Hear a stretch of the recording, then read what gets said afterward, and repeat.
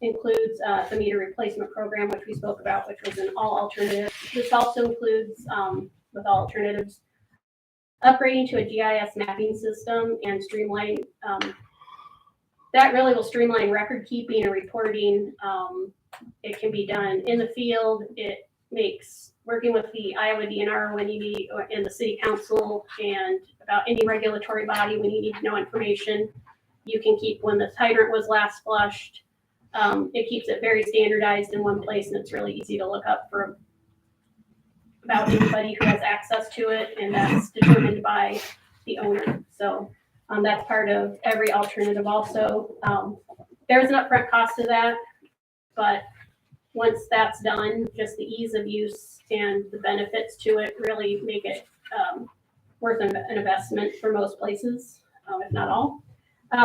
And then combined, this is going to bringing down the amount of water that's lost, quote unquote, from the system. Is combined some leak detection in tandem with the required service line inventory. The RLCR stands for the Revised Lead and Copper Rule, which is what is by October 24th of 2024, every water system in the state of Iowa is required to have a complete inventory of all their water service lines off of their system, and whether they're lead, partial lead, have lead in the plumbing, and all kinds of that. Everyone has to do it, and so kind of going along with all the rest of the operations that are happening with the water system, it's a good time to add that in. It'll be, two birds with one stone kind of thing while you're doing your water system improvement. So, and it will be required. And in about 2 weeks, apparently the DNR will have exactly what format you're going to follow for that. So how do you go about that? That's a good question. It depends on the system. So really look at your records. If there's any tap records, if there's any tap records under what was put in, plumbing records, building records, when was the building put in? It really depends on what your records are. And the DNR is saying, and the EPA is saying, maybe you're just going to have to dig and find out. And so you'll get to figure out during the merger, and part of it's during the replacement programs, a great place and time to find out what's coming into the building. So you might not know the entire line, but you can definitely tell what's coming into the building. It can give you an age of the service. You can look back at code if at any time it was codified, if certain materials were or were not allowed to be used anymore. You can gauge off that also. It really depends. There's a lot of different avenues, but it's kind of every place is different. Part of what they're supposed to be releasing here in the next couple of weeks is an inventory form and instructions on how you go about that. And there are a lot of different entities that are interested in how everybody else is doing it. So there's going to be some additional guidance that comes forth here as people start working through these programs. And there'll be a lot of Q&A, and they'll have they have training set up already. Right.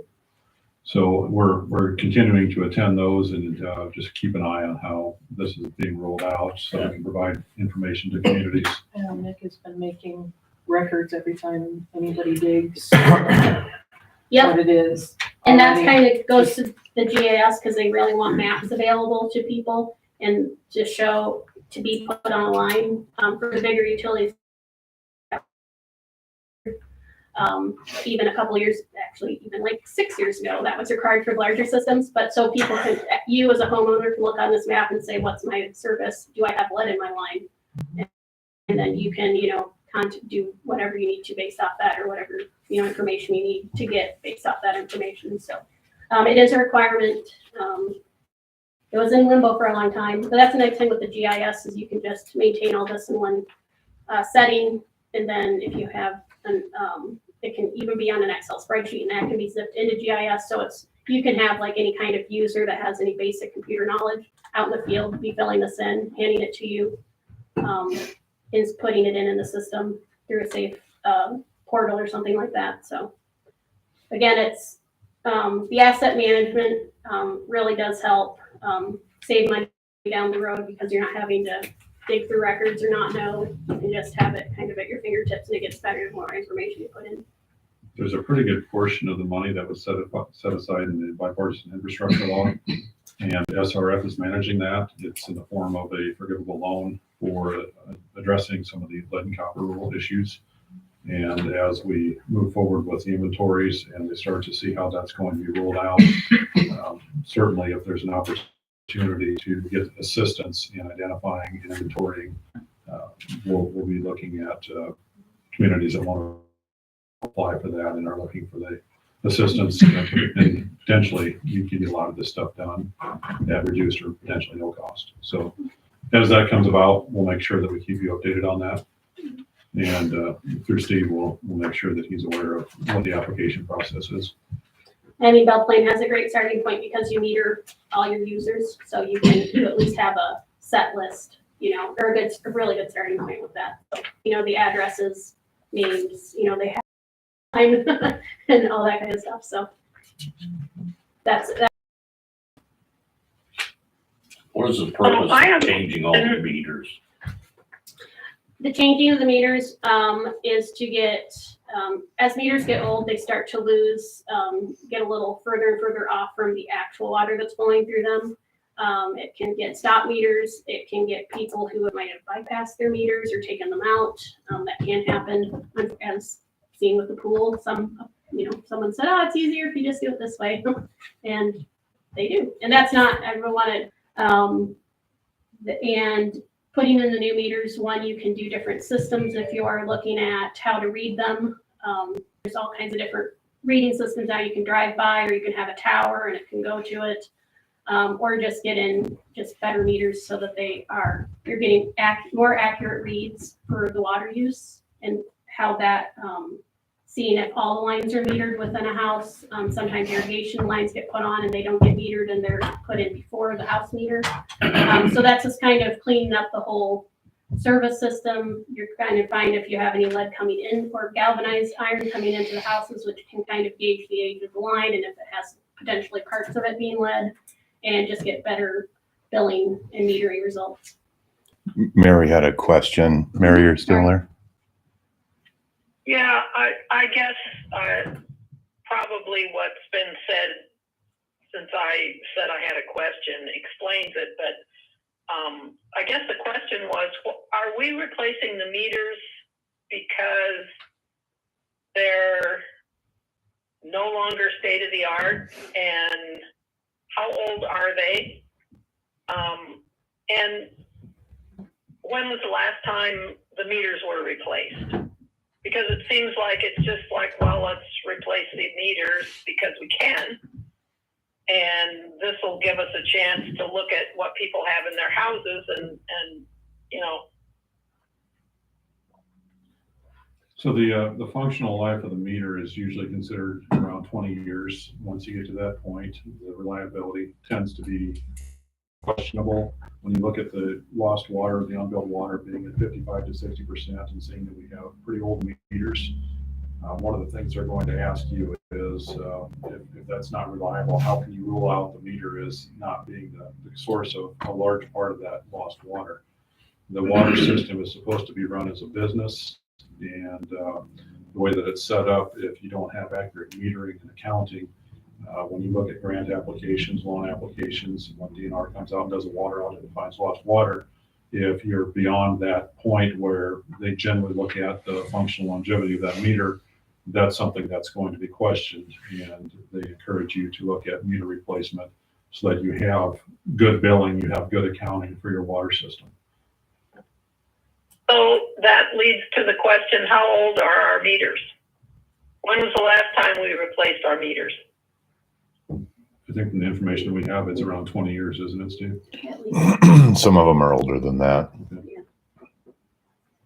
So 20 And years then ago, my we next replaced them question all. is,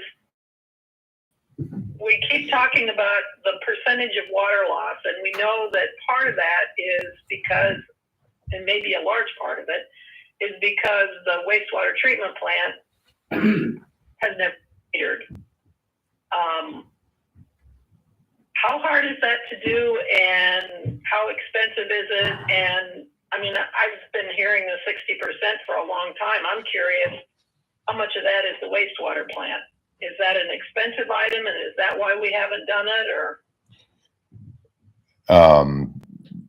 The wastewater plant has several meters in it now. I believe there's one building that needs to be done yet, and it was a little more complicated from a plumbing standpoint.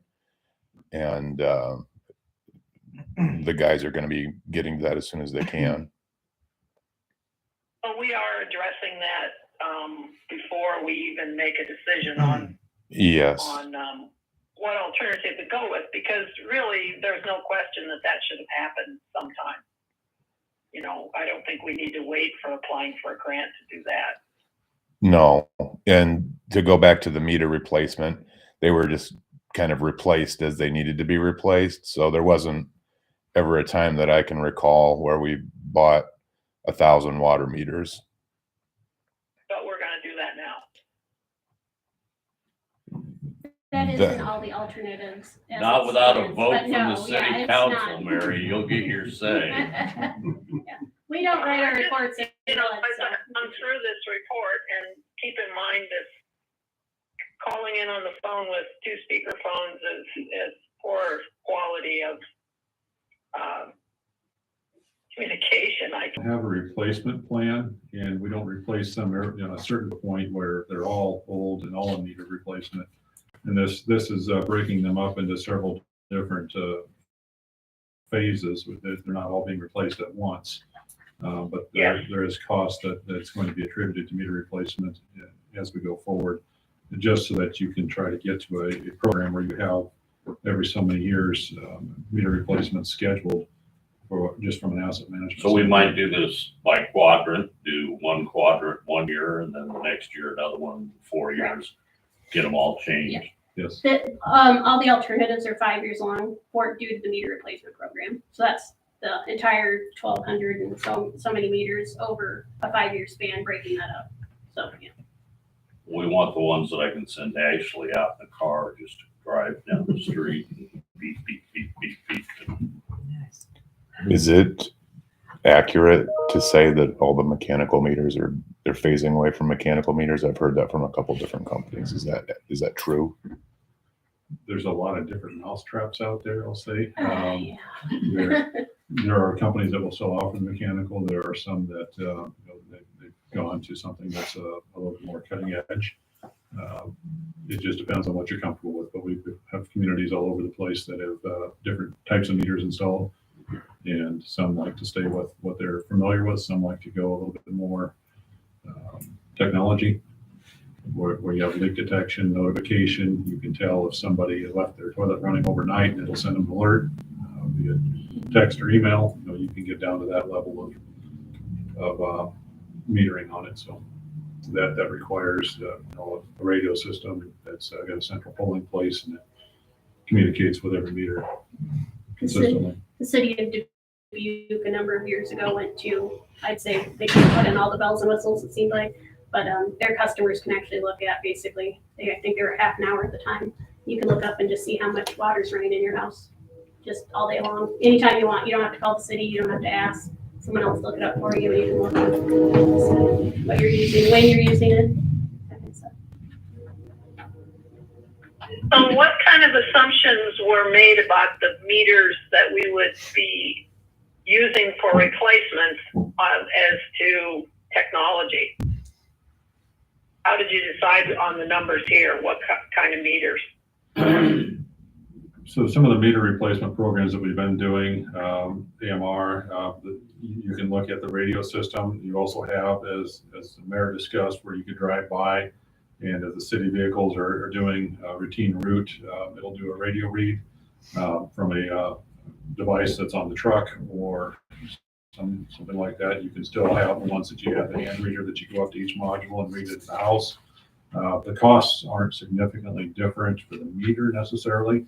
When you start getting into some of the other technology aspects, you would pay a little bit more for that. So this is kind of an average cost of meter replacement. It didn't really delve into specifically what model, what type, what functions at this point. So could you come up with a range of what the least technological to the most technological would be? Yeah, we could get that for you, just give you a range of costs for the meter and then installation. We're working with a couple other communities currently that we're getting pricing on that, so. Okay, that would be great.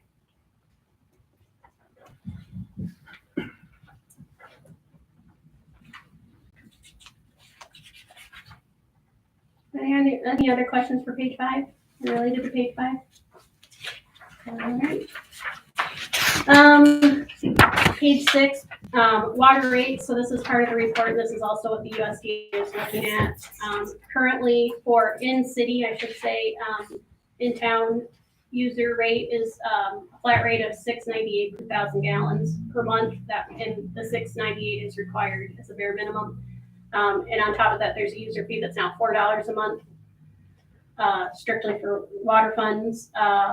Proposed water rates in the report for fiscal year 2023, it would jump it up that I'll say user flat rate per 1,000 gallons to $8.38, which is a 20% increase. Next year, another 20% increase to make it $10.06 per 1,000 gallons. This would not change the user fee at all. The user fee would stay a flat $4. And then fiscal years 2025 through 2023, it would just see a 2% increase per year, which by the time you hit fiscal year 2030 would be $11.33 per 1,000 gallons.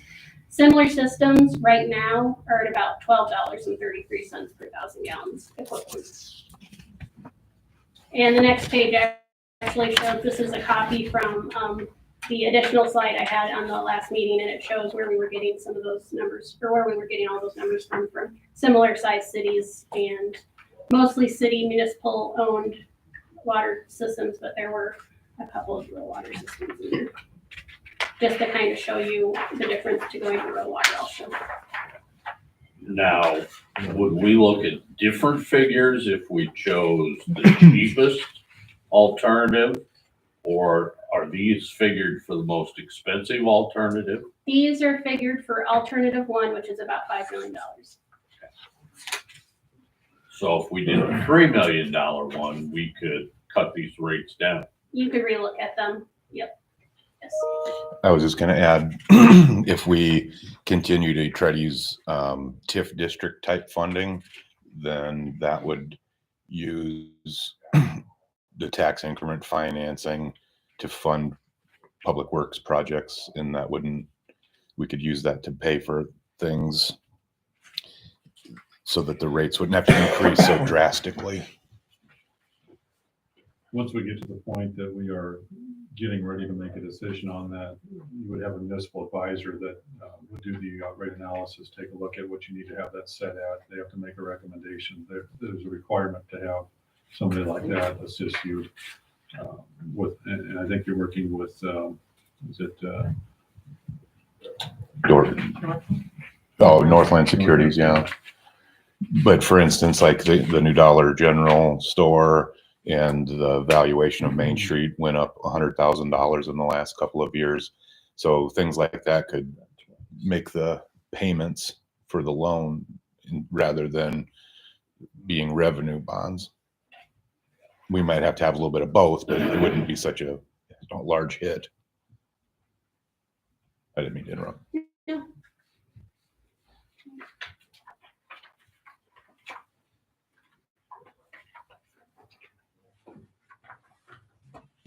Any questions or on the cost or rate?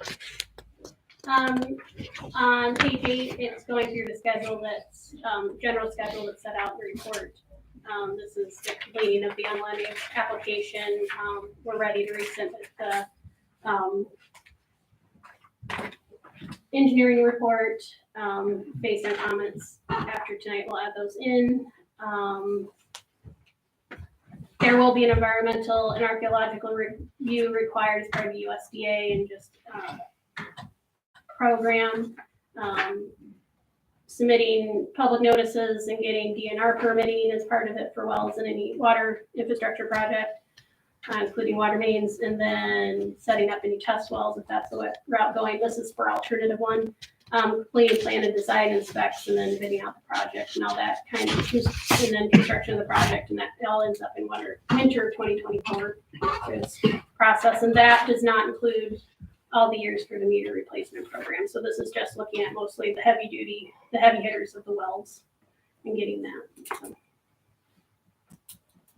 Your proposal for us on getting all of your 4-inch out of the system. They want nothing smaller than a 6-inch in water systems, and that has to do with fire flow. You're not supposed to have currently any fire hydrant attached to something that's smaller than a 6-inch main. And everybody does, by the way. So this isn't like some kind of emergency or notice to anyone, but they're starting to push. It has been on the design requirements for at least a decade now, more than that actually with the 2007 10 state standards. But now Iowa DNR is really starting to, it's their new item to pinpoint is how many 4-inch mains do you have and where they replace that. Actually, if you want to know where your 4-inch mains are, you can look at the next page on page 10. That's a map that shows all the 10-inch known in the system. They're highlighted in blue. So that's your 4-inch. So price is about $4 million all said and done for all that 4-inch main. And that's just a very gross cost estimate on it.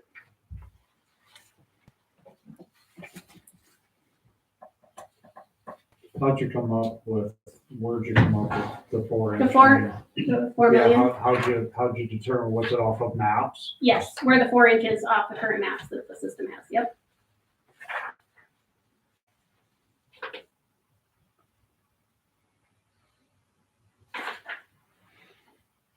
I have an observation, and I don't know how to identify where it is because these page numbers mystify me. It's in Appendix A, the second map, drinking water surface area.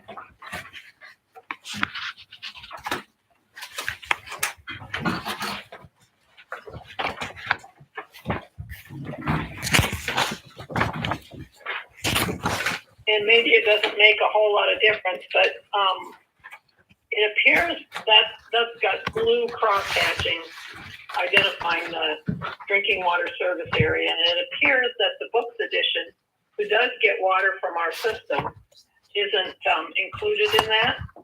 Okay. We'll update that map.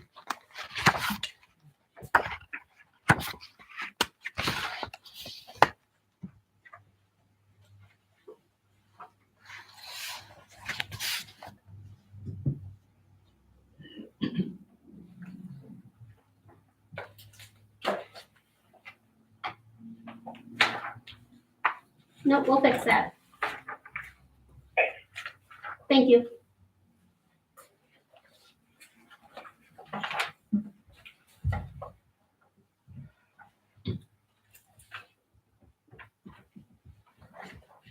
If there's any other questions, the next project would be renovating the steel water tank.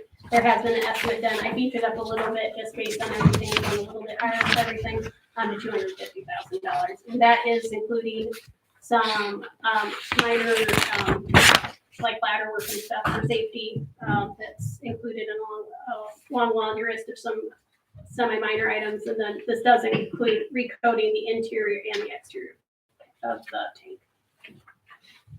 And that's a project that's on the list to be done also. I thought we were on the list to recreate the interior next year.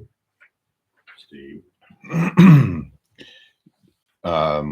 We've been getting quotes, but we don't have that budgeted because we don't have that much money for it. So it's probably going to have to be part of this project.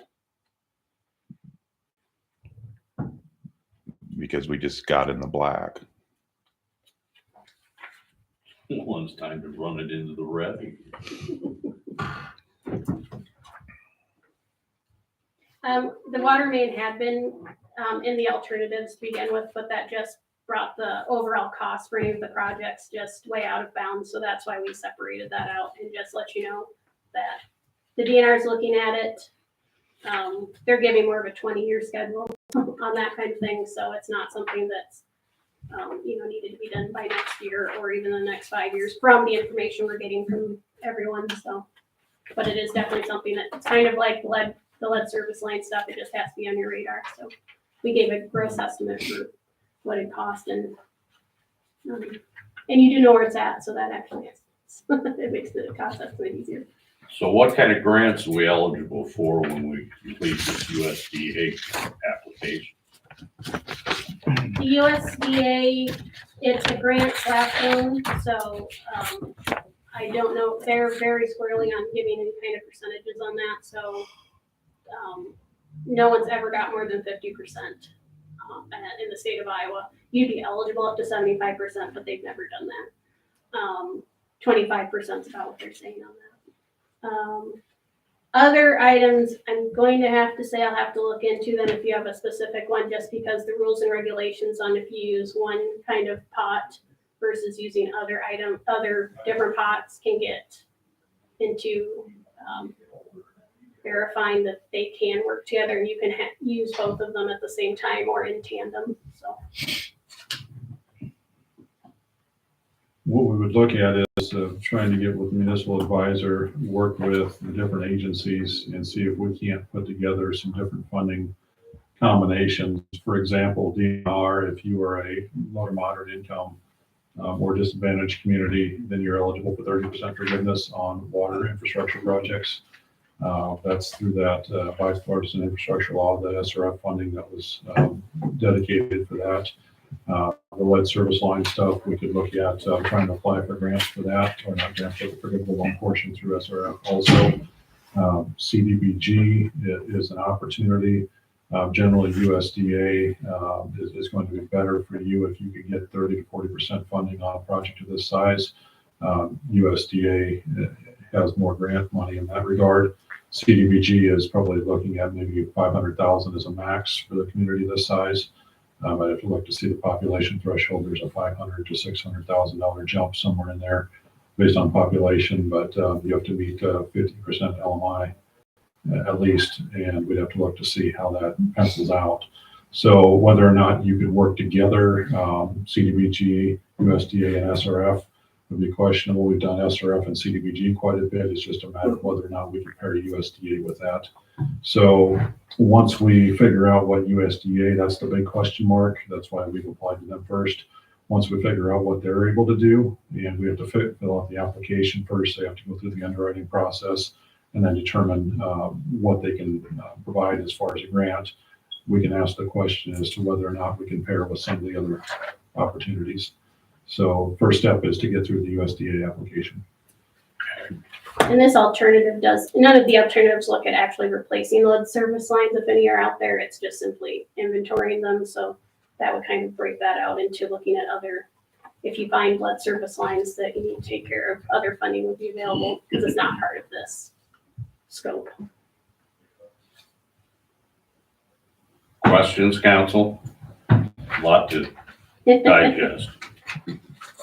Have to watch the timetable if plans are to use any of those ARPA funds, because we're gonna run out of time. They have to be used, I think projects have to be completed, I think, in 2024. And I would say that if you're looking to spend money on the tower rehab, well, as a water use, that's covered in ARPA pretty clearly.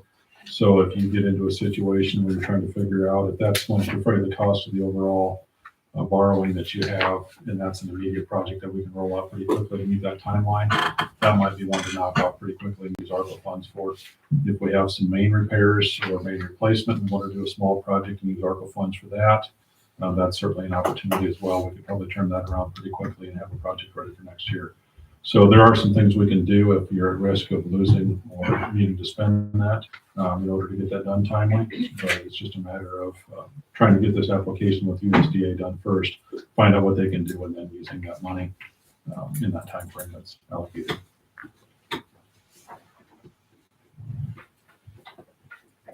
Well, I remind the council, keep looking this over. We'll put it back on the agenda and start to talk on what option the council feels the best way for the city to go. And then contact you guys if we have more questions. I thank you for your work.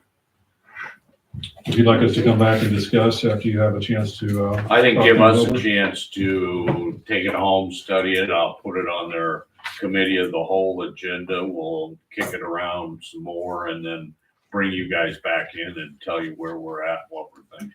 okay, sounds great. Thank you. Thank you. And remember, government works slow. Thank you. Plus, we're worried about Christmas.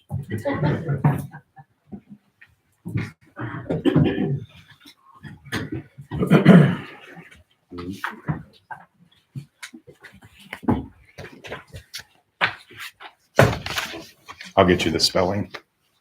Okay, Yes. I got, Oh, okay. I just didn't hear him say his name, so I wasn't sure. Gotcha.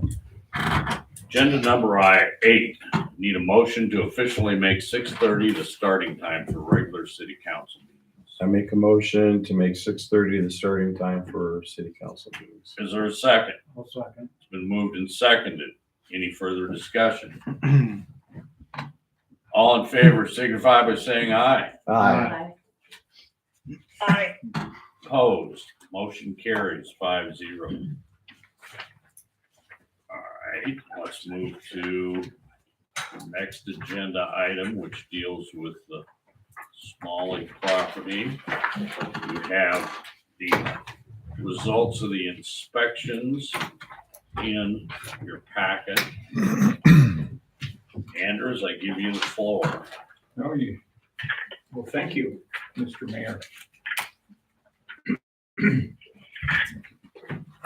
At the present time, Virginia Smalley and her son Buck Rowett own a house that was occupied by her daughter and the owner of the house. And that was when the inspections were made by the whatever party it was for the city that went out there and inspected the property. And the property was found to be an absolute mess, and I know the city has wanted to get the property fixed up. Well, Virginia and her, excuse me, and her son have ownership of the house now, and they have done quite a bit of work. Now, in the action that has been filed by the city, they have excuse me, they have pointed out certain things in the house that were wrong. Okay, Virginia, can you tell the council, it says mildew like growth on the floor joists and beams and subflooring. We sprayed that with vinegar and bleach, and it's all gone now. I don't have pictures of it, but it's all gone, and we got the basement not getting wet anymore because we got it opened up and it's all dried out now. Now, in terms of that, you've gotten the mold cleaned out of the house, haven't you? Yes, sir. Okay, Who's verified that? nobody has at this Okay. time. Because I mean, black mold, has to be professionally, just because you can't see it doesn't mean it's not there. Uh-huh. At this time, they have done a lot of cleaning up. They've used, go ahead, Virginia. We've used a lot of bleach and vinegar, which vinegar kills mold. And I've got pictures of where we got the house cleaned up and what it was before and what it is now. And it's 99% better than what it was. It may not be perfect, but it's an ongoing thing. Well, there was a lot of trash and Yes. other things in the house where they're not. Yeah, there's not And anything that's in all there been now. cleaned out. Yeah. Now, one of the things that was complained about was settling in the rear addition of the home. And my son fixed that. He got a 6x6 and put underneath that corner of the house and bolted with lag bolts and everything into the other one, and then drew the house back in. So it's been fixed. It's been all taken care of. I mean, it's not sagging anymore and it's not falling apart or anything. Okay, and It's all this, been fixed. at the present time, there are these complaints about the property, and they're being worked on. We have problems with one of them. Okay, another problem was the debris in the yard, and what has happened to that, Virginia? It's all been cleaned up except for a little bit of the siding that I have to put in the garage for storage, because we're gonna put the siding on in the spring when it gets warm enough. So it's just the siding that's out there now, Yes. but that's going to be placed on the, Yes. on the house. Yes, Then they also complained about mold on the northeast addition of the house. that's being taken care of also. It's being tore out, it's been tore out, and it's gonna be replaced. The drywall and everything's gonna be replaced. Okay, and the other problem with the house was the roof is in poor condition. Now, can you tell the council what happened with the roof? I got a contractor to come in to look at it, and he said that he could not go on the property. It was against the law for him to go on the property because of that piece of paper that was on the window where the house was condemned and was non-livable. Now, I've So- talked to both Steve Beck and Chief Hudson, and both of them have told me that the house has not been condemned by Belle Plaine. But Is I that was told it correct? was condemned. I don't think it was condemned. There was a dangerous building notice placed on it. And that was the notice that started this whole process. And, you know, we had talked to Anders, and I said, anything that the city can do or to give any type of assurance to any contractor that if they want to do the work, they can proceed with the work. Well,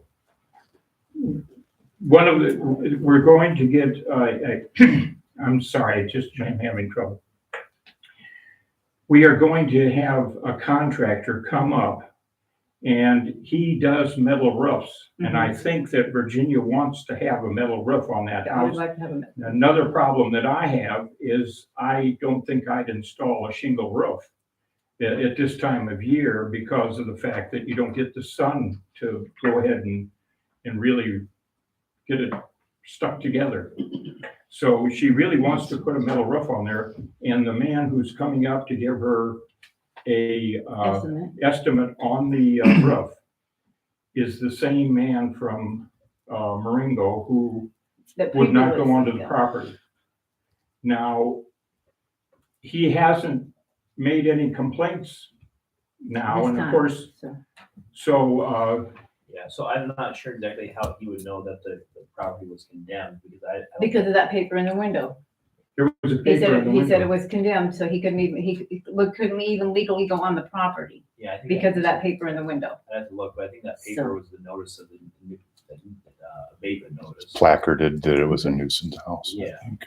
Was So the, I'm I not, don't- the I don't terminology. think there's an official condemning of the house. Well, it probably, he took it as a condemnation, but he wouldn't go on, he wouldn't do anything. Yeah, he So wouldn't, that roof work needs to be done. Yeah, so I guess what I'm saying is the city and the council can, you know, feel free to chime in, but, you know, from the city attorney's office, we're happy to provide exactly what was on the Mhm. property. And that would give them assurances that it wasn't condemned. okay. So, and I've told Virginia that if he comes up and he's gonna do the work, that if there are any problems, I'd probably direct him to your office. Sure.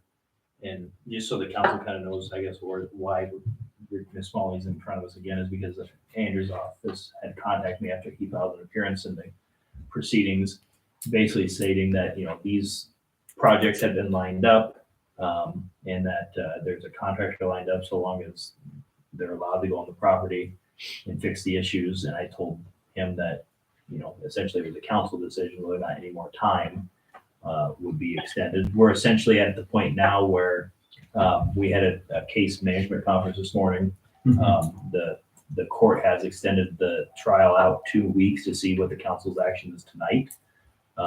And then essentially, depending on what happens tonight, whether an extension is granted or whether there's not an extension granted, that's kind of the next step in the process, just to give you an overall view of how things would move. If the council does not grant an extension, I would think that since this is a magistrate division, and Anders, correct me if I'm wrong, it would move pretty quickly.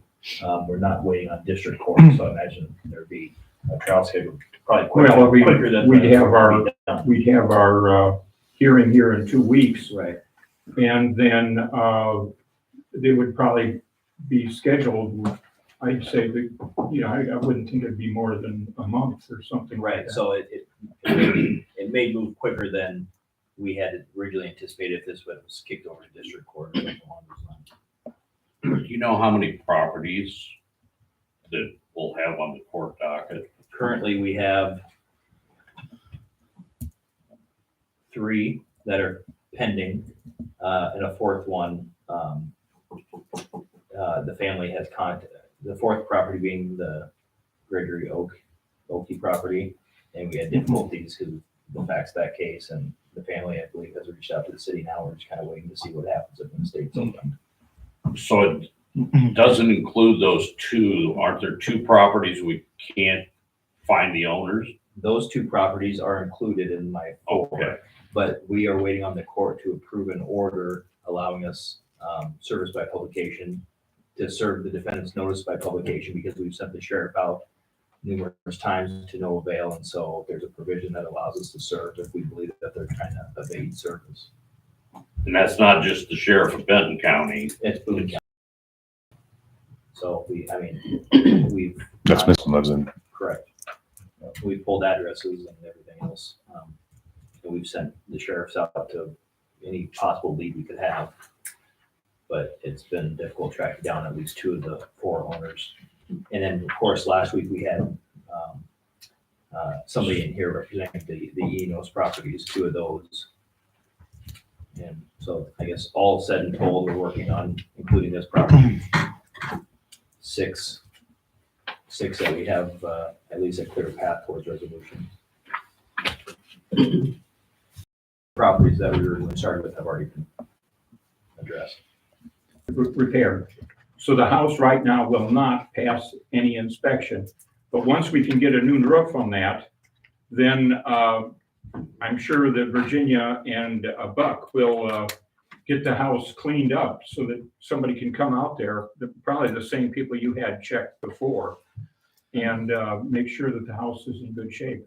I think before, whether this is resolved or whether it's set for a hearing down the road, I think we have to have this, as the city has to go in and re-inspect it anyway, to either say, Oh, I wouldn't object to Yeah. that because good to we go, have or, to do that, yeah.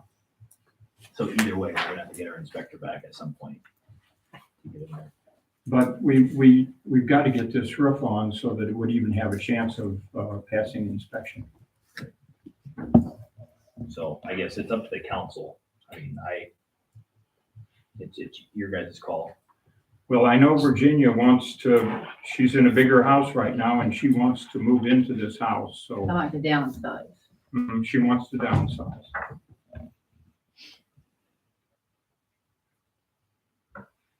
Because I'm in a 4-bedroom house right now and I don't need a 4-bedroom house.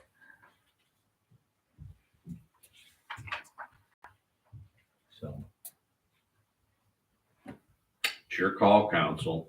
You can leave it set where it's at and it goes to court, or you can motion to grant her an extension. Basically, what you would be doing is allowing us to continue the case to some later date. right, so the case is still pending. The motions, or the case hasn't been dismissed. It's still on the docket. We would have essentially a check-in in 2 weeks with the court to say where are we at. And we can extend it out, 30 days and look at it then. But we are at the point now where it's either, we proceed at the court level or we grant her time.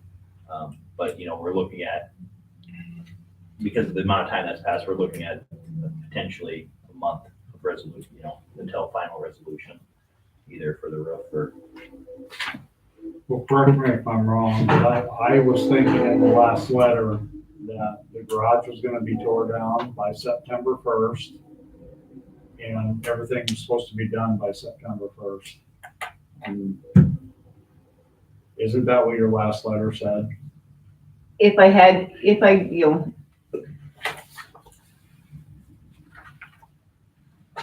I wanted to at least get it started by September 1st. I wanted to, but I didn't get a chance to put on the siding and I didn't get a chance to do the roof because that contractor wouldn't come in and do anything because of that thing in Wasn't the the, garage supposed to be tore down by September 1st as well? I think right now the garage is acting as a storage area for this siding to get it on the house. Is that correct, Virginia?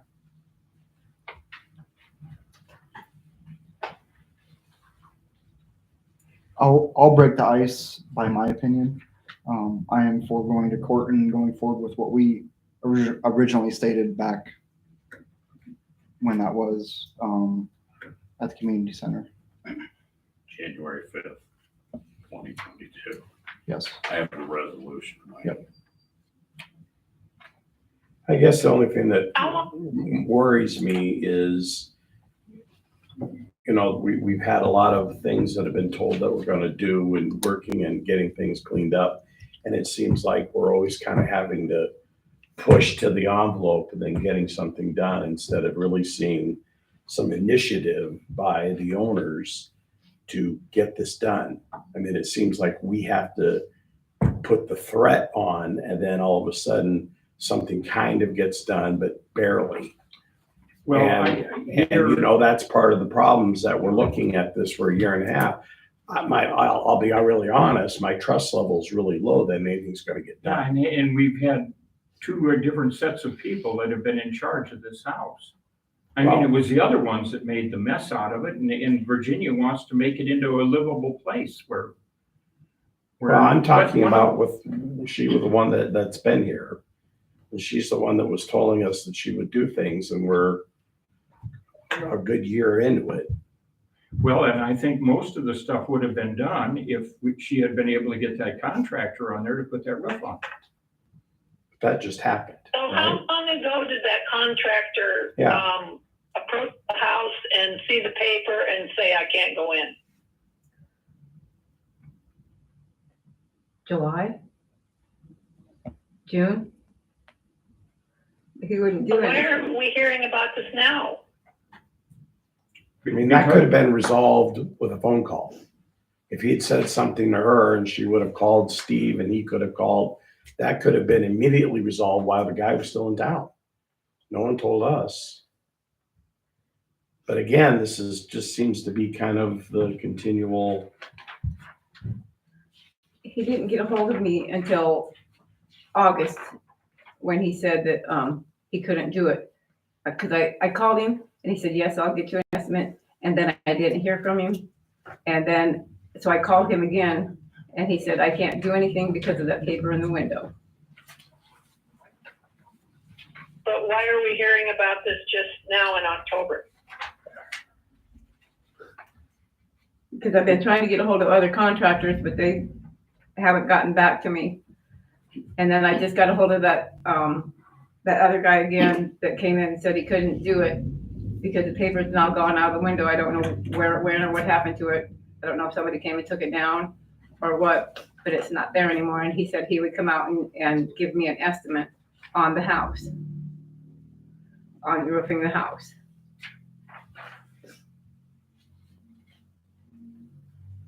I'm trying. Do you recall the name of that contractor? Dr. Jones. There we go. Here's the one that you have right now.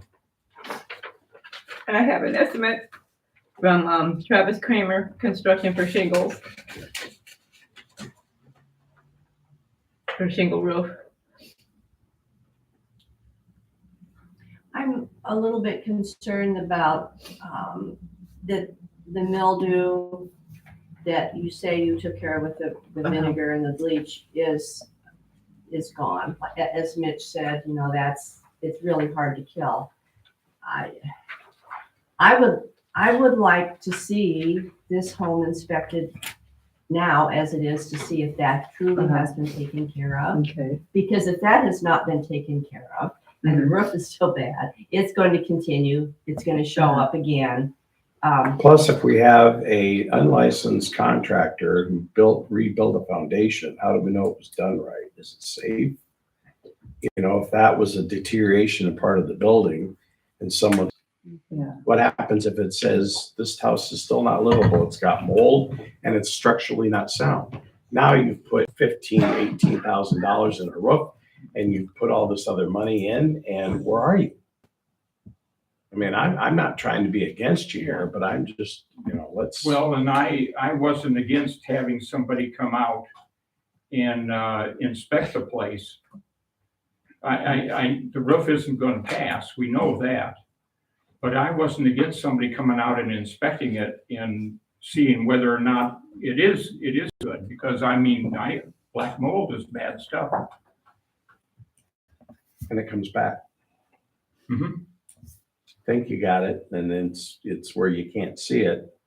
And then the house isn't livable at that point, or it's incredibly dangerous. I mean, I know a lot of people that have had to leave their house because it was condemned. It just, mold will do that. That's my fear is, you know, it's gonna be your safety and your life living in that house. Mm, And if you don't know, yeah. how quick can we get that inspected? I could call him tomorrow morning. I mean, is that what you're thinking?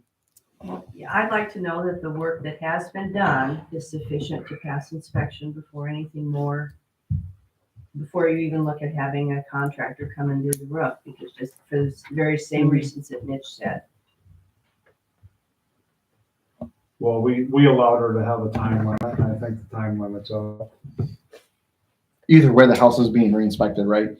Yeah, the question is when, right? Are we Okay, gonna wait so- till, are we gonna wait until the roof's done and she spends the money and re-inspect it? Are we gonna send it to the contractor or the inspector now?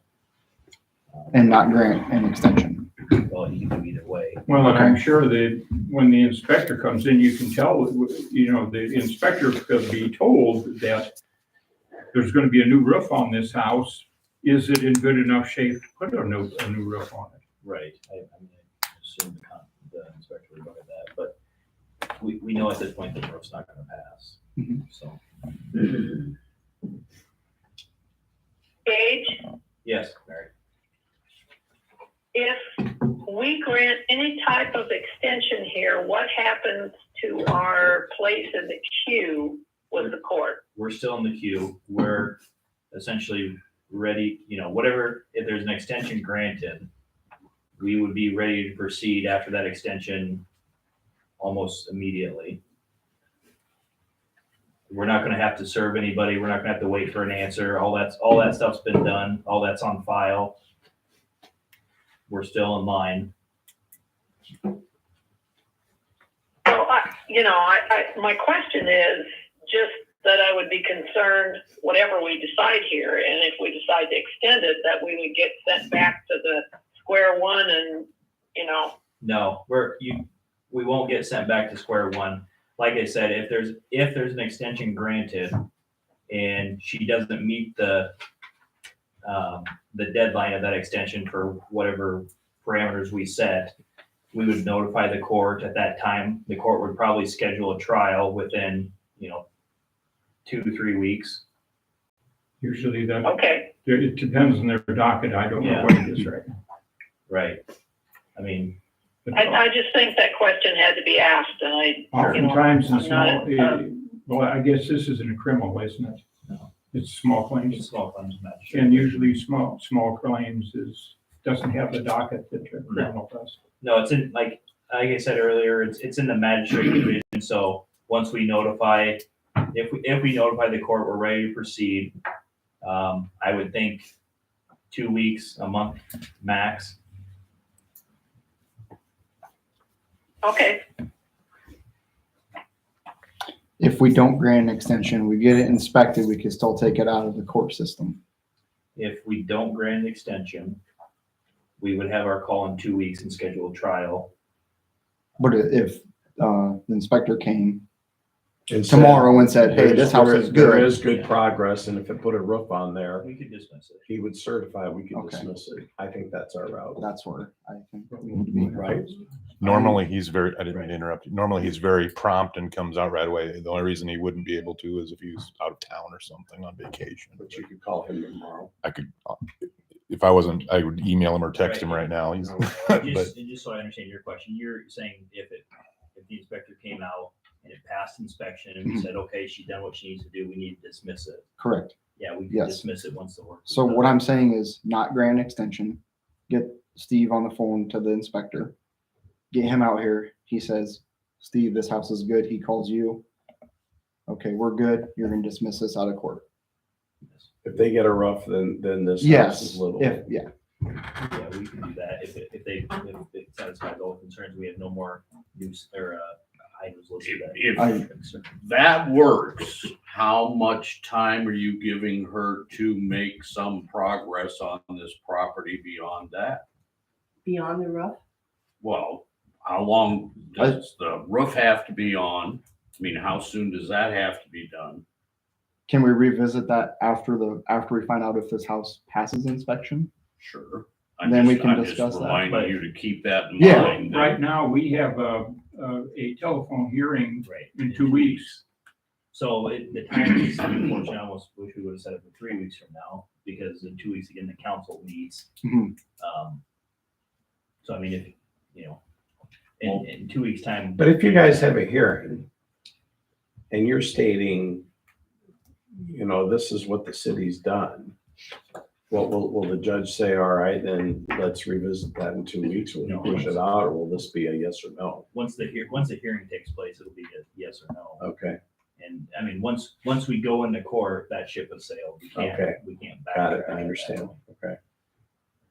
Now, I think that the inspection, I kind of wanted this inspection all along so that we could know the house is good enough to put a roof on. And it's, and then of course Virginia knows she's got an inspection coming and the place will be pristine. Then I need a motion ordering the city to inspect that house again and give her a review of give our attorney a review of what was found, give her the review, and if Tomish comes back and says, you can't put a house on that, Or roof on that. or he comes back and says, there's still mold all over, then it's failed the inspection. So I need a motion to make this legal. But timing wise, you're saying that there's a court hearing in 2 weeks and our next meeting is in 2 weeks, right? No, right now there's a And what telephone happens in the hearing. interim if the inspector can't come out in the next 2 weeks? What if he's on vacation? Are we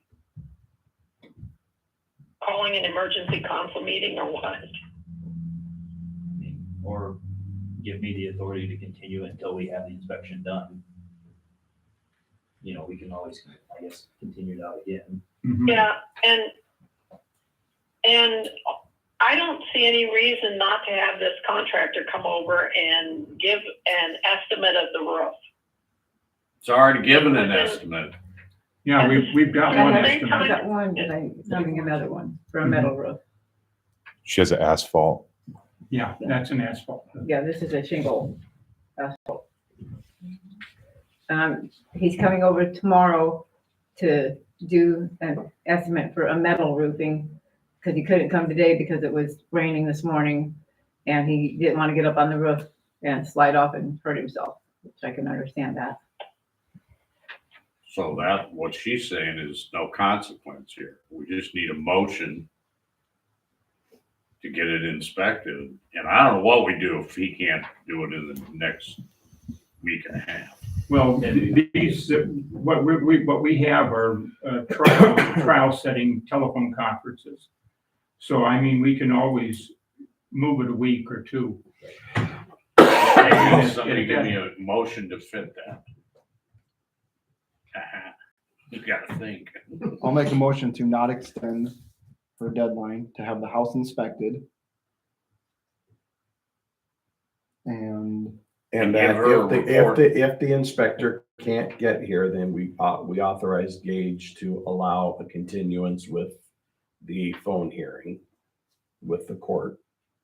So that we can get the house inspected and she can get her metal roof quote. But just so I Who understand. made that motion? He did, I'm just helping. Yeah. And just clarity on that. If the report comes back and says, you know, obviously the roof's not done yet, but if the report Right. says there's still black mold, there's still all sorts of issues, the the foundation, foundation hasn't been fixed, then you want me to proceed with the The house hearing. isn't livable. Yes. correct, yes. Does that make sense? Mhm. Is there a second to that? I'll second that, I better. Yeah, you said it, we're 3/4 of it. Any further discussion on the motion? I just was gonna ask when the phone conference, the hearing was, so I can try to get Mike out 2 here weeks. It's on a Wednesday. Yeah. Okay, 2 weeks from It's today. Wednesday in 2 weeks, and it was, Okay. I think, at 11 o'clock. Yeah. Okay. I'm not sure what it was at, but in the morning. That's good enough, thanks. 19.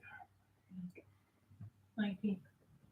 All right, going to a vote. All in favor signify by saying aye. Aye. Opposed? I, Motion carries 5-0.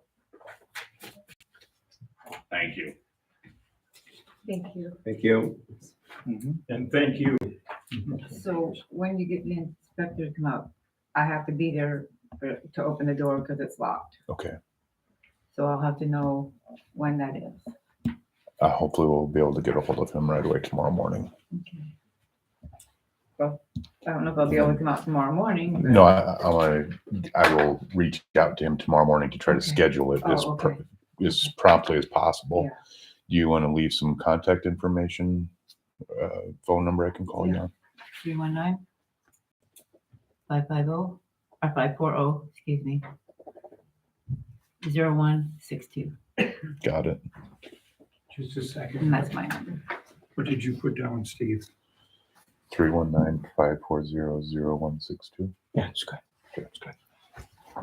All right, I'm moving to agenda item number 11. Discuss for possible. Thank you. Thank Yeah. you. Thank you. Discuss for possible approval of renewal of a Class E liquor license, Class C beer permit, Class C beer permit Sunday sales, Class B wine permit, Class B wine permit Sunday sales for Greider's Beverage Depot LLC at 708 13th Street. Questions? Please read this. Class C beer permit on Sunday sales, Class B wine permit, and Class B wine permit Sunday sales for Greider's Beverage Depot. Is there a second to that? I'll second.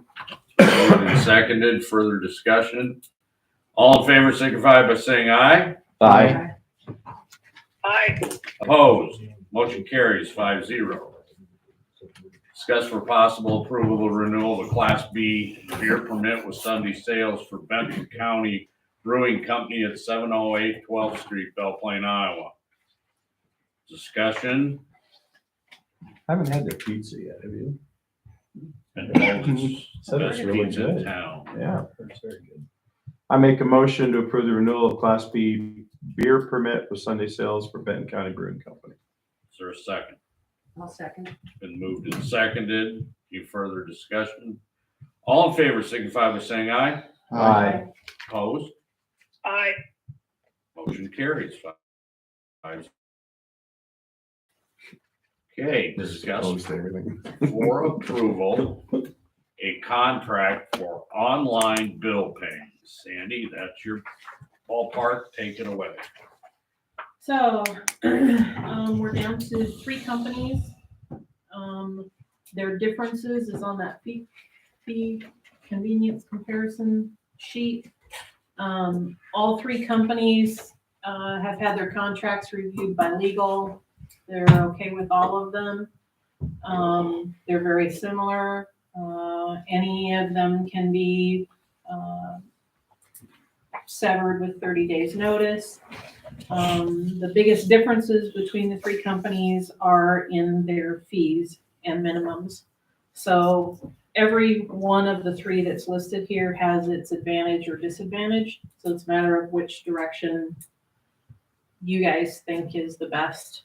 The payment group has the smallest minimum fee, but they also have the highest web-based fee percentage.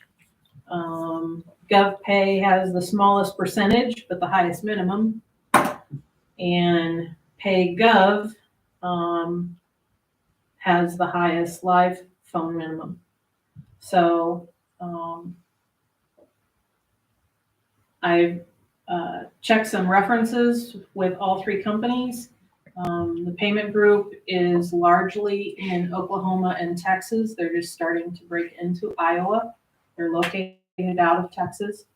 I called the one town that's in Iowa. They've been with them about a year, haven't had issues. Called a couple of towns in Texas, one in Texas, one in Oklahoma. They raved about them. GovPay, I had heard of that one before, so I sent it out on ClerkNet, which is our email group with all the clerks, and asked if anybody uses GovPay. I got back about a half a dozen responses of people that said they've not had any problems with them, works real well for them, and they'd choose them again if they had to make a choice. PayGov actually was one, the landfill uses them. They've used them for the couple of years and they haven't had any issues with them, was how I was told. So the PayGov is gonna be 3% or a $1 minimum. Yep. Probably web and walk-in is what you're gonna have majority on, don't you think, Yes. besides the phone? Well, and when it says live phone, so here's something else. All three of these companies provide the equipment, do the installation. They all deposit funds and send us emails on a daily basis, letting us know what got deposited. The live phone is only used if the customer calls their call center. If the customer calls in here and talks to Ashley or I, it's like web or walk-in. Because it's not their people.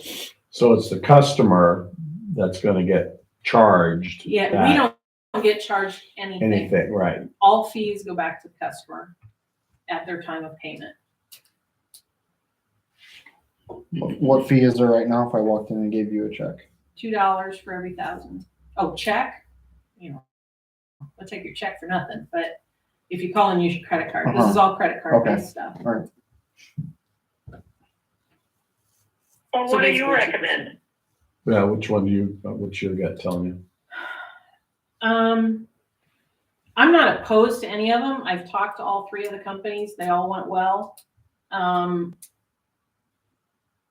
Personally, the lower percent is probably good. You hit like a $3 minimum at like $27. So pretty much any water bill is gonna hit that. Oh, okay.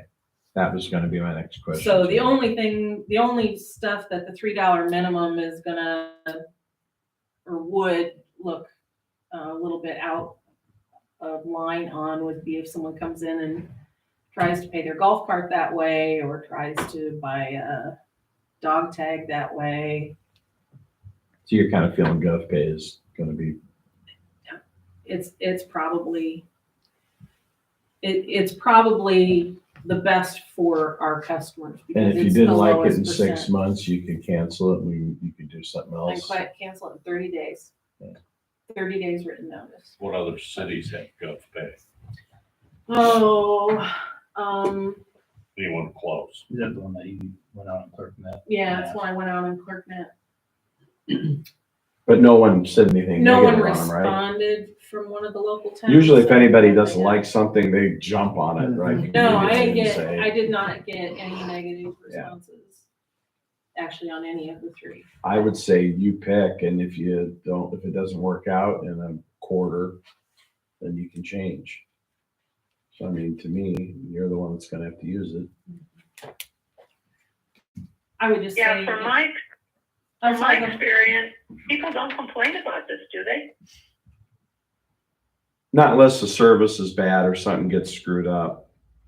You mean people don't But, complain I about mean, the fee? when people do call in or come in and it gets explained to them, I've never been there when anybody's just gone off the handle about it. No. So if you think that the best for the customer is a certain alternative, I'd say try that and we revisit it I if would there's say a lot of GovPay complaints, is but I don't probably, think it will be. because like I said, it's the lowest percentage, especially, I mean, a lot of people use debit cards these days.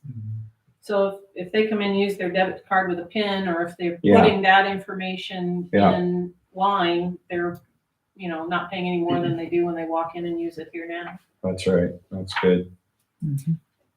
So you got the choice, either a motion letting Sandy make the final choice on her own, or a motion for GovPay. I'll make a motion that we go by Sandy's instinct and go with GovPay. You put both of them Good together. for you. Well done. I Is like there a that. second to Stop. that motion? I'll second. Not discussing. All in favor signify by saying aye. Aye. Opposed? 5-0. It's GovPay on Sandy's recommendation. Really narrowed it down for me there. Number 14A, discuss for possible approval, a utility credit at 912 Second Avenue for extra water consumption with breakage of their water softener. $497.28. I have a question about this, and then maybe I've just never caught it before, but have we always done it in 2 different months? If it's the same occurrence, and the reason for that is, like, let's say this is not something that the customer had any idea was happening. They receive their September bill Mhm. and they start taking action, and let's say they even take care of it in a week or within a week. They get a contractor and plumber in there, they get it fixed, get it taken care of. That's already probably 2, maybe 3 weeks into the October bill. So as long as it's a single occurrence, a Okay. single thing, Mhm. yeah, sometimes it'll roll over into 2 months. Sometimes it doesn't, but sometimes it does. Okay, so it's just a one occurrence. Yeah, thing. so Okay. it was all the water softener problem. Mhm. It all happened concurrently. It just split across 2 months. Okay. Any other questions? I need a motion on this one. A motion for approval of the utility credit at 912 Second Avenue. Is there a second? Mary, I'll second it. there you go.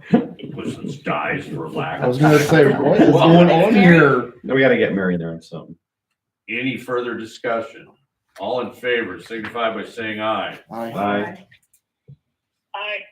Motion carries 5-0. Discuss for possible approval, a utility credit at 1516 Sunset Drive because of a toilet that was sticking over vacation. I'm thinking the next time I go on vacation, I'm just shutting the damn water off. Yeah. Good idea. Before it comes into the house. I did when I was gone. You just never know. No. Yeah, makes sense. You just don't know. Because when I was still teaching, I woke up at 3:00 in the morning. I heard a strange sound, went down and found a pinhole leak. It just popped in one of my lines.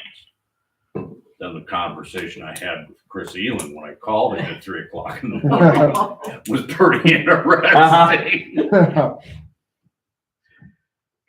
But if it had happened 5 hours later, I'd have been in Kyoto for the whole week. Yeah. My basement would have been full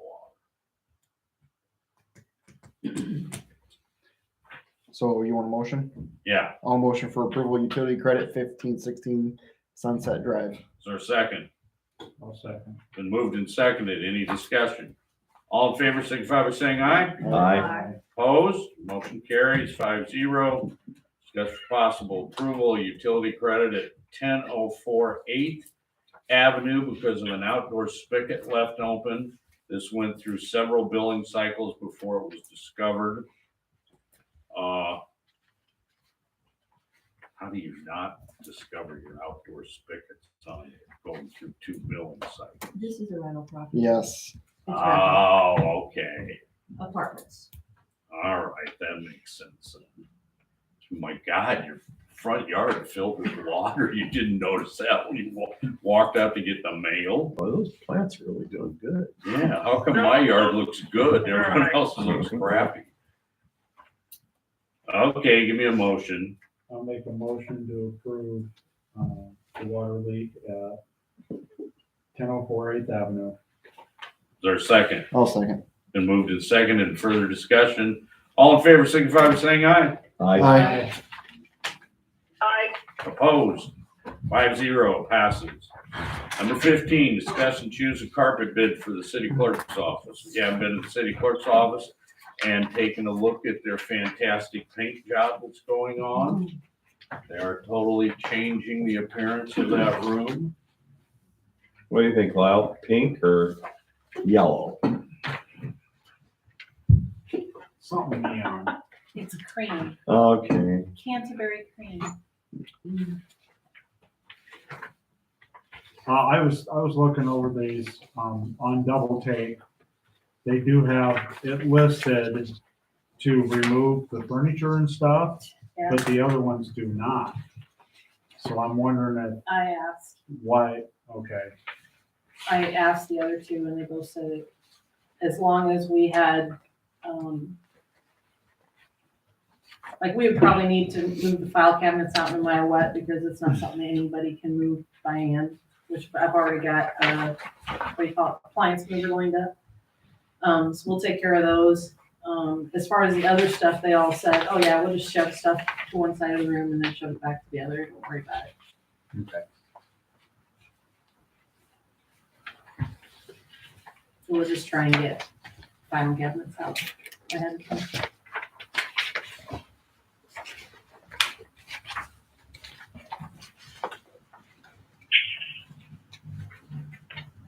These are all the same color, right? They're all a little bit different. They don't carry, I haven't seen anything out of Double Take, but the other two, we picked specific carpet that they gave us samples for. They're pretty similar. What color is it? It's kind of a dark gray with kind of two-tone gray, three-tone gray, something like that. What am I missing? A little bit of a Higher. stripe, but we won't run like the whole carpet stripe. So like What's you the run matter? this I'm- square this I was way just and wondering square if I'm missing something, or did Double Take go further into a bid than these other ones, or what? I mean, I just don't know. Yeah, there's a big difference. Yeah, I'm just wondering if I'm missing something when I'm looking at this. is all. That's why I brought up the flooring. Yeah. Or I mean, the furniture, because They all came in the very same. They all came measured, and they all fit. They all know it's carpet tiles and coat base. Yeah, that's what I noticed right away. So, I mean, he gave a pretty fair estimate when he did the police, yeah. But if you remember, he was the high bid. Oh, Yeah.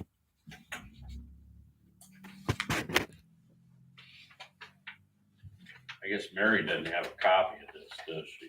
No. Don't, I was just gonna mention that. We have a Double Take bid of $4,682.50. We have a Garcia Carpet out of North English bid of $2,785. 2674. We don't pay tax. Oh. Cross that off. I'm sorry. $2,674.45. So I'm going with the circled one here. And from Stein Robach Floor Coverings of Toledo, $3,072.39.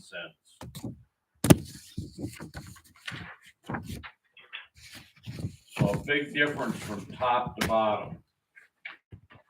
I'll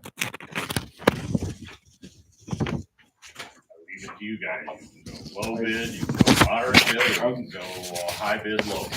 I'd like to stay somewhat local. I mean, I know our local guy is a little bit higher, but, Stein Raubach, they do very good work.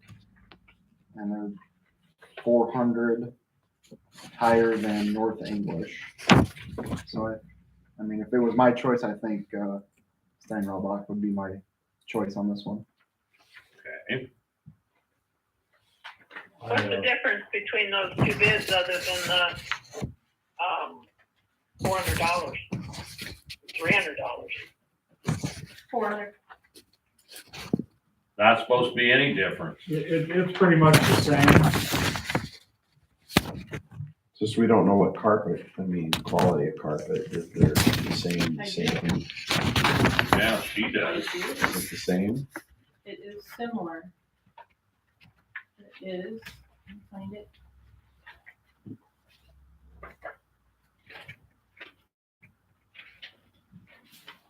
This is why I haven't put new carpet in. It's too hard to go through this crap. Well, I guess One is Toledo's a polyester little and the other is closer to the same, nylon. That's the only difference I see. Could you repeat that again, Mary? I said, I guess Toledo's a little closer than North English. If they're all equal, that's the only difference I see. About what, 10 miles? If they're equal, the distance Toledo's is like the only 10 difference. miles, North English is probably 30, 35. North English is 35. This is still another 20. Keto, and that's 35. Anyway, the difference is Garcia Carpets is a polyester product, and Toledo's product is a nylon product.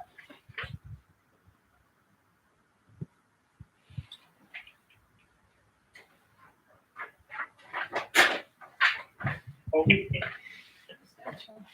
Do we know which of those two is more sturdy, would be better on the wear, or are they comparable? Nylon product has a longer warranty. The spiller is not employed here anymore, so you don't have to work. She comes and does it, so. Yeah, we don't let her drink in there.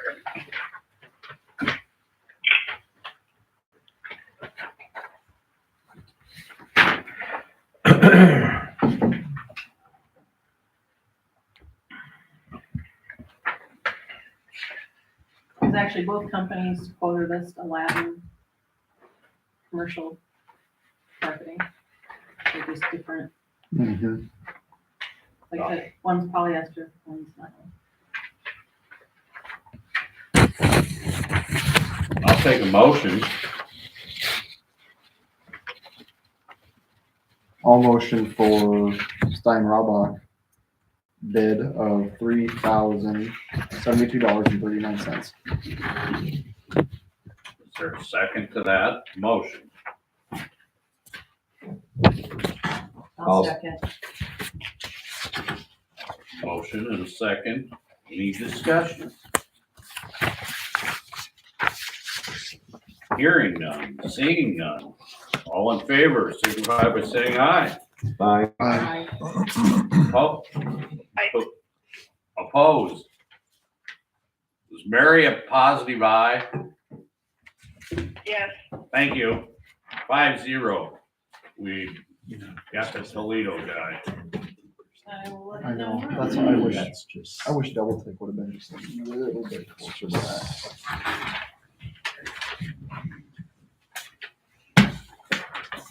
Steve, keep it short. We'll use them again. All right, so the filter has arrived. It has been installed as much as it can be installed.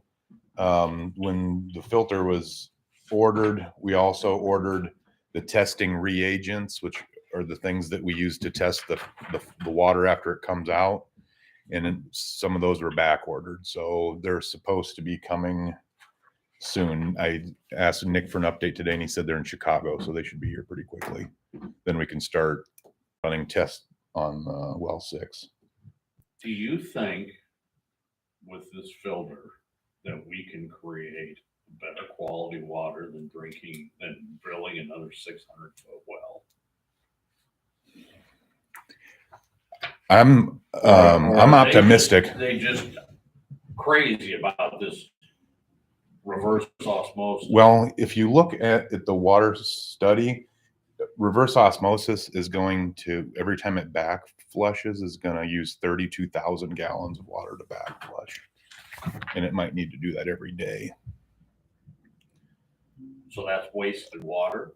That's just water that goes, it uses water kind of like to push the other water through it and goes to waste. That purifies your water down to, there's nothing in it but H2O pretty much.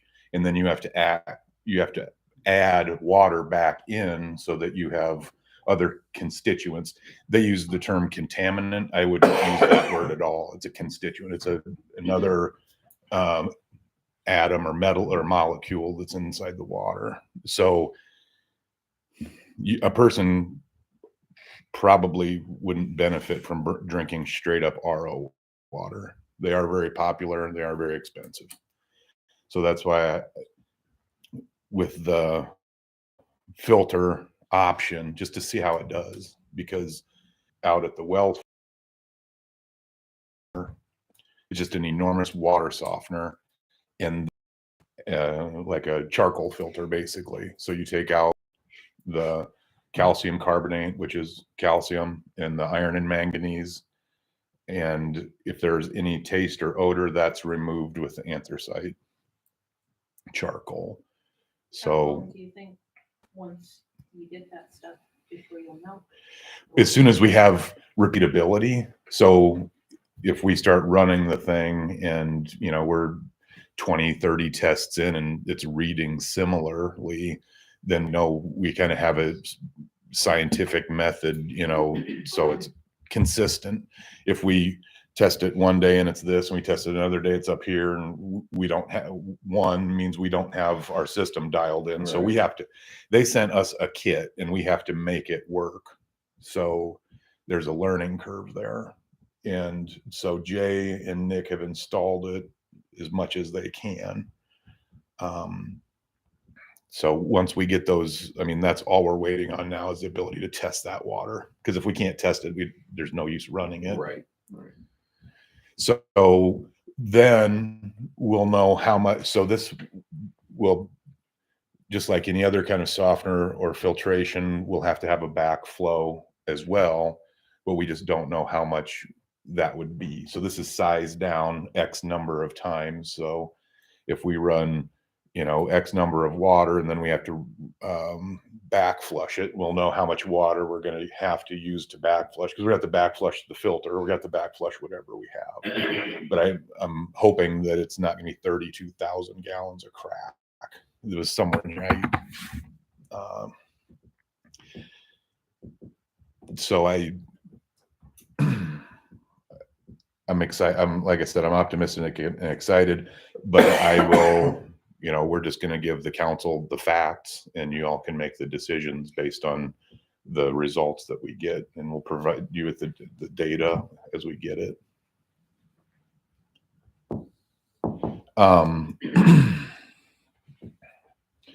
So the Iowa DNR visited the airport to look over our SWIP, which is a stormwater protection plan. And then they wanted to go around to a couple of other sites around town that have SWIPs. The airport passed with flying colors. Bruce has done an excellent job down there with all of the things, but especially this. She looked through it. It was meticulous. And she said the only thing that she picked out was like 2 or 3 things that she would recommend putting in for the future. So it's not even like we got dinged for anything. Right. So he's already working on that.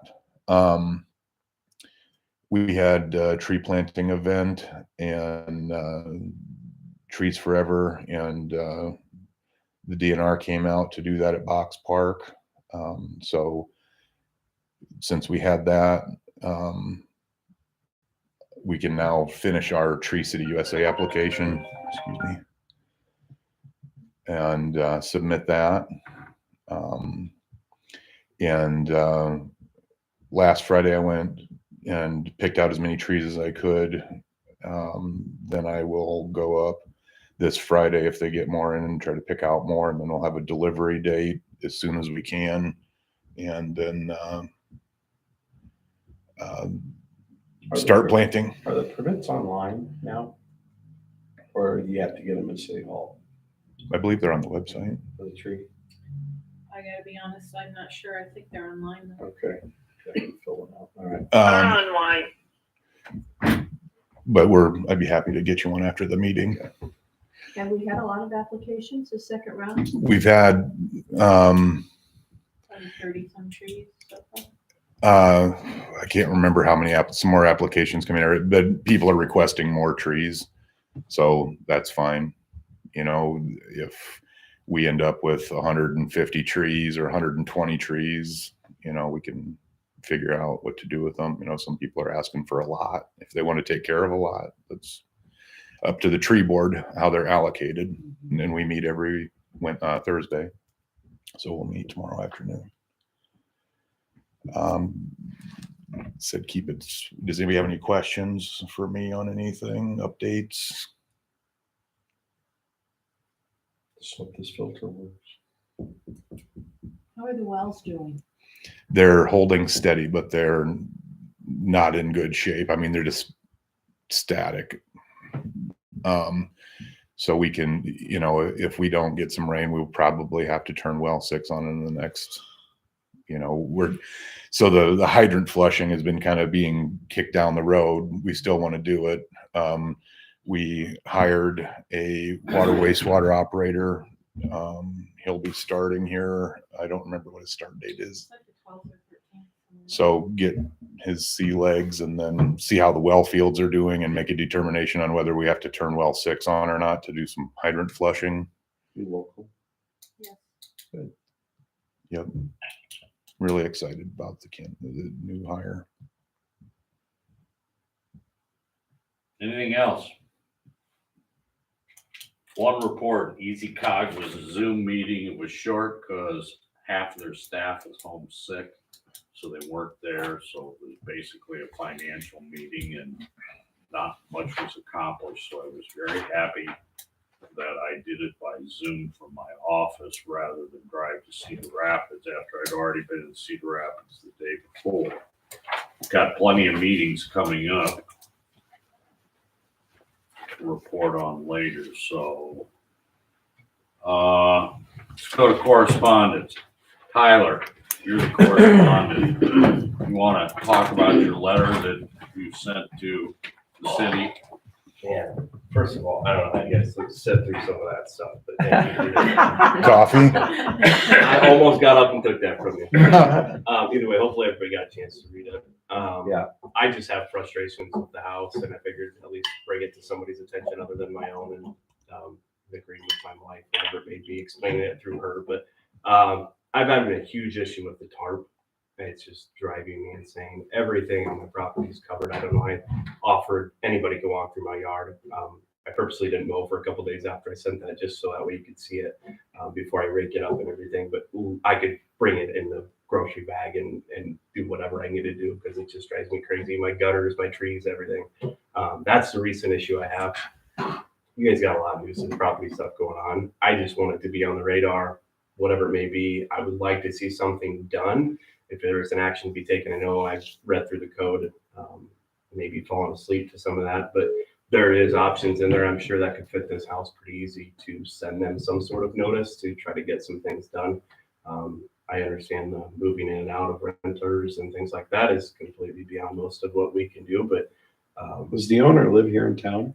the owner, I understand, does not live in town, That's but what I just thought. on the edge of town. So clearly could provide some sort of incentive to do something with it. He's not like he's miles and miles away. So What's the process for, is that having Chris go and inspect, or Do we have the Chris. the inspector? You mean exterior inspection? Yeah. Is that Well, it's gonna something? pass that except for the tarp. And I hate to tell We you. lost in court with you the got- tarp. You lost in court once on Right. tarps. I hear you, because you're not the only one in town that's came to me about tarps that, and I never even thought about people having them up there so long that they'd start to disintegrate. And I mow the houses around me. I mow the one across the street from me. And I mow the one to the north of me, and I deal with it on all 3 properties. It's crazy how far it spreads. I mean, obviously we have some windy days, but it's just unreal how bad it is. And eventually it'll stop, I suppose, and then it'll be shingles flying, but once the tarp is gone. But either way, it's just constant turnover. I know some of the yard has been picked up, finally got mowed. Unfortunately, before any of this happened, it was mowed. But the tarp obviously was put on because there was a leak. Yeah, So if the leak hasn't been taken care of, that means you've got structural issue. And Or a suspect. the only thing I have to that is some previous tenant comments. It's all third party, so I didn't list any of that in there. It was just things that were said to me of different things about the house being empty to the point where it's tore down to studs in certain places. And at one point, I commented again, third party, of the ceiling caving in one of the rooms. Is there someone in there? There is somebody in there now, and I did read the code about a section of a criminal type aspect and bringing those people in as far as being an invitation to them to, I actually had this person approach my house and ask who owns the house, and turned out within the next week, after somebody else had moved out, this person had moved in, and the items were still there, and they're now being removed through a makeshift trailer out back that is being, I don't know what cleaning is being done, but things are being placed into that trailer, and I don't know what is happening, but there is somebody there that is moving out the previous tenants of belongings, from what I understand. Are you aware of what ceiling collapse? Would it be underneath the tarp? I have no idea. I know when I lived across the street from you, they were working at night with a nightlight, and you could see that they were gutting the downstairs. Like you can see that when you drove by. Yes. And realistically, I've seen that, but I mean, I've heard more from previous owners. I mean, because they've been through, I couldn't even tell you how many people have been through there and gone. I mean, I definitely think when we go to another round, we're trying to get these that we've got right now through the court system before we start, because there are more houses. Are you though? I would maybe. Yeah, I was gonna say. Maybe write a check to help maybe that, you but- are. But either way, just something, anything, it's just driving me insane. Right. And quite frankly, the tenant moving in, it could be a public record of his record as well. And I don't really feel comfortable with my children out there, and he's out there numerous times during the day. So that's kind of restricted me as of lately with how we proceed with things. I mean, I have cameras and everything, so, but it's just a matter of, it makes me a little more nervous when it's my neighborhood. But in my profession, I understand some of those people don't like me already, so either way. Yeah, that's just my piece. I really just annoyed Tarp and numerous tenants. Well, I appreciate you bringing something to our attention. Yep. Thank you guys for at least listening to everything. My letter and responding. And I think you heard our lawyer explain, because Gage and I had a long discussion the other day. I said, well, you got to tell them why we aren't in court, because I didn't know all this stuff that we were chasing 2 houses around the state of Iowa with the sheriff department trying to find people, and that's what slowed us down. Right. You think government works slow, the justice system works slow. Well, we've kind of on something. Don't throw yourself in there. Yeah. well, let's speed right up if we get a new county attorney. Either way, I was going to send something and reach out to the owner with myself, but then I just decided to leave it alone. I had helped in some sense of monitoring the house when things were moving and people were moving in and out, but I'm trying to communicate that. Well, we'll send the chief down and see if there's anything we can write, but what Garrett has just said, if our citizens don't bring us some of the stuff that's going on in town, we don't know it. You can't see everything. Can't see the backyard, can't see everything. And every time we do get a report of something, we were up on 7th Avenue today looking at some maybe we can relieve some problems up there, but it's a case that's not noticeable if you're not right there with the landowner, so. I think, and I thank you for sitting here. Yeah. Boy, we felt safer. Maybe I should have called ahead and maybe try to request a little bit. See, maybe if I give you You were down under correspondence because I didn't expect the author to sit here the whole night. to go I know, I through kept the- looking and I go, why is he here? I know, I was here. Especially Then I at caught some him. point. Line away. Let him read the You letter. need to pan around and. Well, thanks, guys, for coming. Thanks a lot. Maybe just be done now, maybe. Thank you. Yep, thank you. And no old business, and we wore out all our residents. I won't make any more comments. I'll entertain a motion to I'll adjourn. make a motion to adjourn. Is there a second? Also. All in favor, signify by saying aye. Aye. Mary?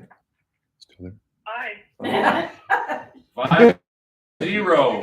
Motion passed. We're out at 8:46 PM. But you have to take into account, we now start meetings at 6:30, so It's not bad. that's Nope. probably not bad with that water report. That was a good one. And